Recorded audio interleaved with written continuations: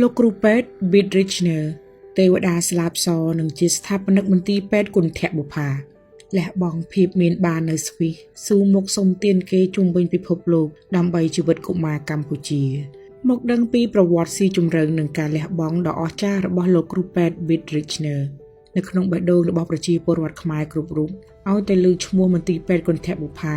គឺដឹងតែនឹកឃើញដល់មុខលោកគ្រូពេទ្យជនជាតិស្វីសម្នាក់ដែលមានសក់សនិងចូលចិត្តលេងវីយូឡុងមិនខានឡើយគាត់គឺជាមហាបុរសដែលកូនខ្មែរទូទាំងប្រទេសប្រសិទ្ធនាមថាជាទេវតាស្លាបសសង្គ្រោះជីវិតកុមារលោកគ្រូពេទ្យមានឈ្មោះពិតប្រាកដតាមភាសាកំណើតរបស់លោកថា Bit Richner ប៉ុន្តែសម្រាប់ប្រជាពលរដ្ឋខ្មែរយើងគឺតែងតែទម្លាប់ហៅលោកយ៉ាងស្និទ្ធស្នាលនិងគោរពស្រឡាញ់បំផុតថាលោកគ្រូពេទ្យ Bit Richner លោកគ្រូពេទ្យ Bit កើតនៅថ្ងៃទី13ខែកញ្ញាឆ្នាំ1947នៅក្នុងទីក្រុង Zurich ប្រទេសស្វីសបាននិយាយពីប្រវត្តិគ្រួសាររបស់លោកវិញលោកកើតនៅក្នុងគ្រួសារអ្នកចេះដឹងលំដាប់កណ្ដាលមួយ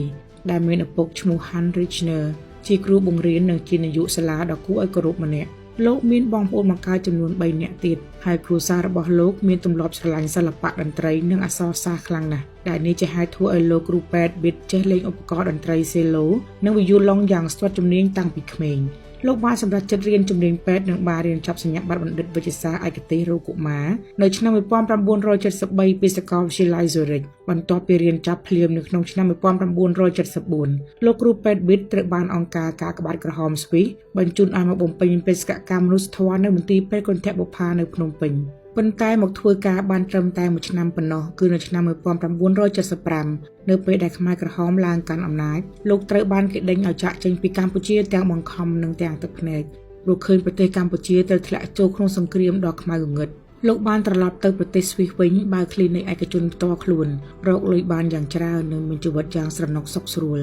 ប៉ុន្តែបងប្អូននឹងទេចំណុចដែលធ្វើឲ្យយើងរំភើបនិងគោរពបេះដូងរបស់លោកបំផុតនោះគឺជីវិតអាពាហ៍ពិពាហ៍របស់លោកគ្រូពេទ្យ Bit Richner មិនដែលមានភរិយានិងមិនដែលមានកូនបង្កើតសូម្បីតែម្នាក់ឡើយនៅក្នុងឆាកជីវិតរបស់លោកបានសម្រេចចិត្តបដិសេធសេចក្តីសុខផ្ទាល់ខ្លួន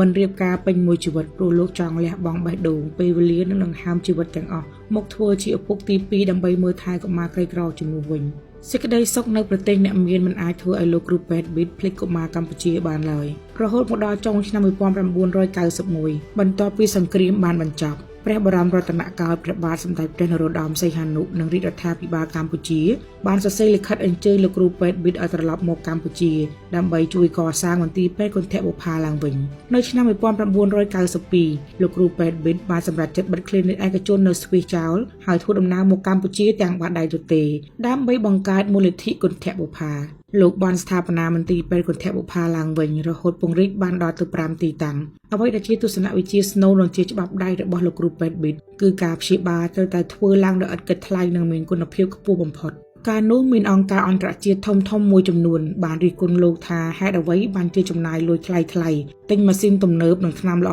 ៗមកព្យាបាលឲ្យក្មេងក្រីក្រនៅស្រុកខ្មែរធ្វើបែបហ្នឹងវាខ្ជះខ្ជាយលុយណាស់នៅពេលនោះលោកគ្រូពេទ្យ Bit បានបន្សល់ទុកនៅទស្សនៈមាសទី1ដ៏ចាក់ដោតតបទៅវិញថាវាមិនមានទស្សនវិជ្ជាឬទស្សនវិជ្ជាសាស្ត្រណាដែលនិយាយថាកុមារនៅក្នុងប្រទេសក្រីក្រ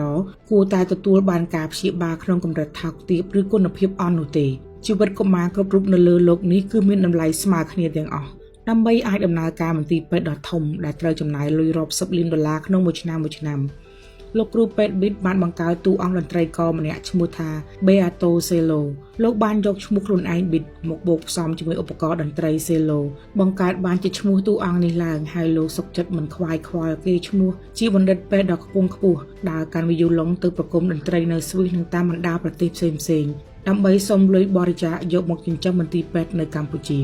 លោកគ្រូពេទ្យ Bit តែងតែពោលទស្សនៈមាសទី2ទាំងទឹកភ្នែកទៅកាន់សប្បុរសជនជុំវិញពិភពលោកថាដើម្បីជីវិតកុមារខ្មែរទោះជាត្រូវឲ្យខ្ញុំលុតជង្គង់សុំទានគេជុំវិញពិភពលោកក៏ខ្ញុំស៊ូទ្រាំធ្វើដែរព្រោះការសុំទានដើម្បីសង្គ្រោះជីវិតមនុស្សវាមិនមែនជាអំពើគួរឲ្យខ្មាស់អៀននោះឡើយដោយសារតែការធ្វើការងារហួសកម្លាំងនិងគិតខ្វល់ខ្វាយពីជំងឺកុមារខ្មែរពេកនៅឆ្នាំ2017លោកគ្រូពេទ្យបានធ្លាក់ខ្លួនឈឺធ្ងន់ដោយសារជំងឺខួរក្បាលហើយត្រូវបានបញ្ជូនទៅព្យាបាលនៅប្រទេសស្វីសវិញរហូតដល់ថ្ងៃទី9ខែកញ្ញាឆ្នាំ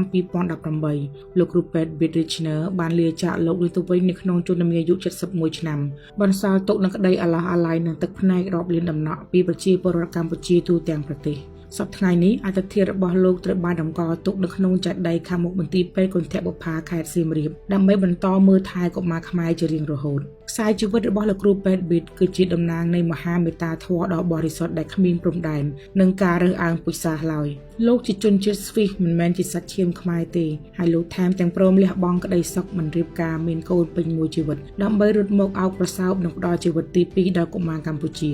នៅក្នុងសង្គមរាល់ថ្ងៃជួនកាលយើងរស់នៅគិតតែពីប្រយោជន៍ផ្ទាល់ខ្លួនគិតតែពីរឿងលុយកាក់និងការប្រកាន់រើសអើងច្រើនពេកប៉ុន្តែទស្សនវិជ្ជានៃការលះបង់របស់លោកគ្រូពេទ្យប៊ីតបានដាស់តឿនយើងថាសម្រាប់ដ៏ពិតប្រាកដនៃជីវិតមនុស្សគឺការចេះស្រឡាញ់និងជួយសង្គ្រោះមនុស្សជាតិដូចគ្នាទោះបីជាពេលនេះលោកគ្រូពេទ្យបានលាចាកលោកទៅហើយក្តីប៉ុន្តែគំរូវីរភាពនៃសេចក្តីល្អនិងរូបរាងមន្ទីរពេទ្យគន្ធបុប្ផាដែលលោកបានបន្សល់ទុកនឹងរស់នៅក្នុងបេះដូងកូនខ្មែរគ្រប់ជំនាន់មិនអាចរលត់បានឡើយ។